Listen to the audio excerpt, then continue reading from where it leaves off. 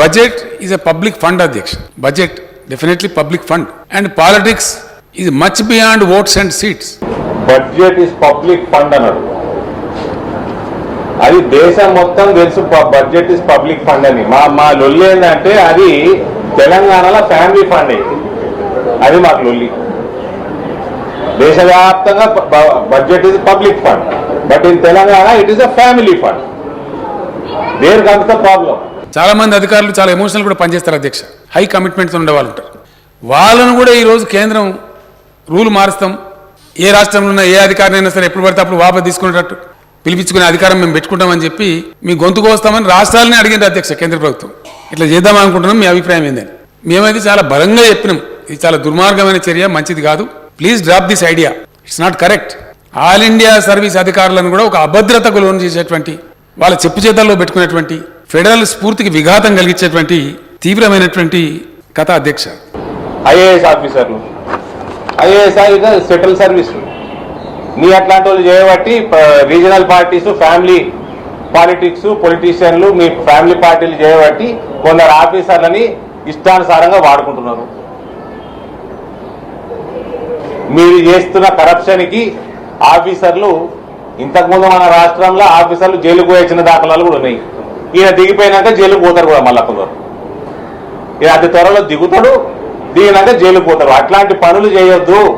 IAS ఆఫీసర్లని, IPS ఆఫీసర్లని రాజకీయంగా వాడుకోవద్దు. ఇటువంటి కారణాల వల్లనే సెంట్రల్ గవర్నమెంట్ వాళ్ళ సెంట్రల్ సర్వీసెస్ లో ఉన్న ఉద్యోగస్తుల్ని వాళ్ళు కంట్రోల్ పెట్టుకుంటున్నారు. బాధ్యత పెట్టుకోవాలి, బాధ్యత పెట్టుకోవాలా. ఫస్ట్ తెలంగాణ ఇంప్లిమెంట్ కావాలి. Today our GSDP we have grown from where to where. 4.5 లక్షల కోట్ల నుంచి 11.5 లక్షల కోట్లకు మనం పెరిగినాం అధ్యక్ష. It's very good rise, mercuric rise. ఇంతకుముందు నా కొడుకు పొంగరాలు కొట్టిండు. GDP, per capital income, growth రేట్లు అనుకుంటా నెంబర్ 1 తెలంగాణ ఉన్నది అంటుండు. ఇగో నెంబర్ 7లో 7th ప్లేస్ తెలంగాణ ఉన్నది. మన జిఎస్డిపి, జీడిపి అంటే జిఎస్డిపి అంటే కన్ఫ్యూజన్ ఏం లేదు అధ్యక్ష. ఇక్కడ స్టేట్ వస్తుంది కాబట్టి జిఎస్ యాడ్ అవుతుంది అంతే. జీడిపి అంటే గ్రాస్ డొమెస్టిక్ ప్రొడ్యూస్, జిఎస్డిపి అంటే గ్రాస్ స్టేట్ డొమెస్టిక్ ప్రొడ్యూస్, అంతే తేడా. ఒకటే సేమ్ జీడిపి కిందనే లెక్క. ఆయన గ్రాస్ డొమెస్టిక్ ప్రొడ్యూస్ అన్నాడు, మేమందరం గ్రాస్ డొమెస్టిక్ ప్రోడక్ట్ అని చదువుకున్నాము. చిన్నతనంలో నేను బేగంపేట ఎయిర్పోర్ట్ మా స్కూల్ ఎక్స్కర్షన్ లో వస్తే అధ్యక్ష 3 గంటలు నిల్చుంటే ఒక విమానం వచ్చింది అధ్యక్ష. 3 గంటలు. Today our Shamshabad airport handles about 589 air crafts a day. ఎక్కడి నుంచి ఎక్కడ పోయింది? కలకత్తాను, మద్రాసును దాటి 4వ స్థానంలో ఉన్నాం అధ్యక్ష ఎయిర్ ట్రాఫిక్ లో మన హైదరాబాద్ ఎయిర్పోర్ట్. ఫ్లైట్ లాట ఈయన చిన్న ఉన్నప్పుడు 3 గంటల కూడా వచ్చాట. ఈయన చిన్న ఉన్నప్పుడు 3 గంటలు నిల్చుంటే ఒక ఫ్లైట్ వచ్చాట. అంటే ఫ్లైట్ చూడడానికి బోయంపేట 3 గంటలు నిల్చుకున్నాడు.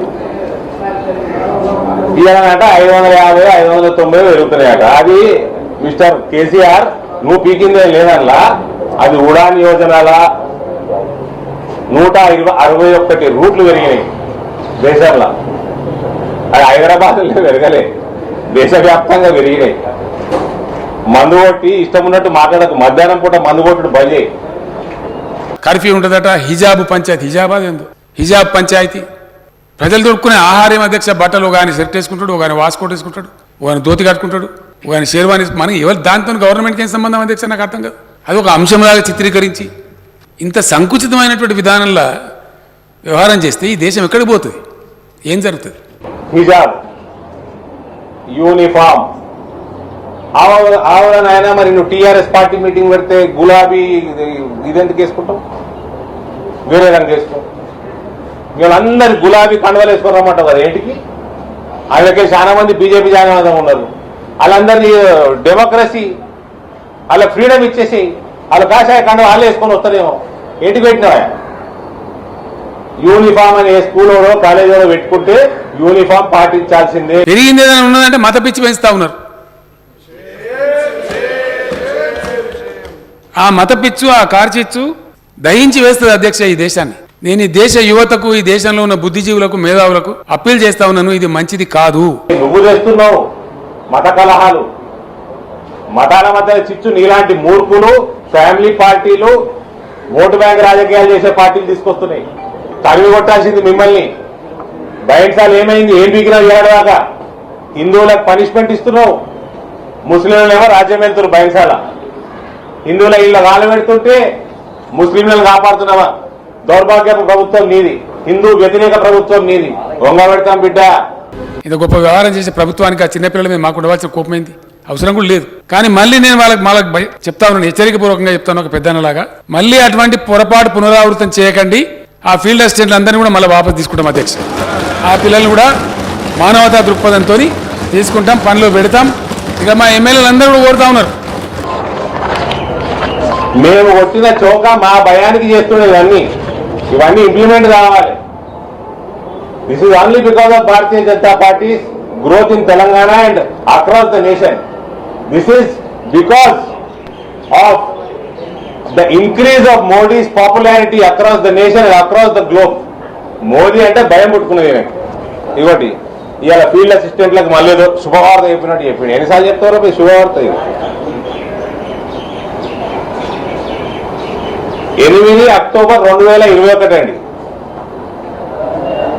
ఫీల్డ్ అసిస్టెంట్లను విధుల్లోకి తీసుకునే అంశాన్ని పరిశీలిస్తామని ముఖ్యమంత్రి కేసీఆర్ అసెంబ్లీలో ప్రకటించారు. భర్త విక్రమార్క వినతిపై స్పందించిన సీఎం ఫీల్డ్ అసిస్టెంట్లను తొలగించలేదని, వాళ్లే వెళ్లిపోయారని స్పష్టం చేశారు.